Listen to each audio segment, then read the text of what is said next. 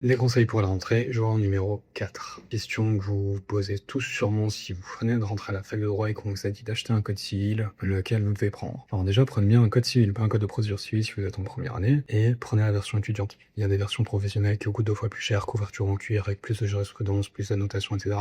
Vous n'en avez pas besoin au niveau de la licence. Même au niveau du master, au niveau des études, vous n'en avez pas besoin, n'allez pas sur ces versions, prenez la version étudiante, elle coûte 20 balles, c'est très bien. Ensuite, si vous refaites votre première année, ou vous êtes en deuxième ou troisième année, ou vous avez un code qui a 1 ou 2 ans, tant qu'il n'y a pas de réforme majeure, ne rachetez pas un code. Gardez celui que vous avez. Puis c'est votre premier code. Évidemment, vous achetez celui de l'année en cours, qui vient de paraître, qui est sorti cet été. Mais est-ce qu'on choisit le code Lexis ou le code Dalloz? Le rouge, le bleu, c'est un peu le même débat que un droit privé, droit public. En réalité, tout le monde s'en fout. Pour vous, à votre niveau, ça fera pas de différence. Peut-être qu'au niveau professionnel, Lexis se porte un peu plus sur l'approfondissement technique, là où Dalloz, qui est l'éditeur historique, va aborder les matières de manière plus générale, plus grand public. Ça reste également technique, ça n'enlève rien à la qualité du travail de Dalloz. Notamment, moi j'aime beaucoup comme c'est réparti, notamment en droit des contrats, ça c'est quelque chose que j'apprécie beaucoup, mais en même temps, ça fait plus de 10 ans que je travaille avec les codes Dalloz, donc j'ai pris l'habitude de travailler avec ça. De la même manière, ceux qui bossent depuis 10 ans avec les codes Lexis, ils vous diront qu'ils n'arrivent pas avec le code Dalloz. Dans tous les cas, il n'y en a pas un qui est meilleur que l'autre. Question de sensibilité, essayez de parcourir un peu quelques pages, voyez ce qui vous plaît le plus à l'œil, mais il n'y aura pas de différence majeure, surtout qu'en licence, on va vous demander, ça va être des jurisprudences de principe qui sont dans les deux codes. Vraiment, là où ça va faire la différence, ça va être sur le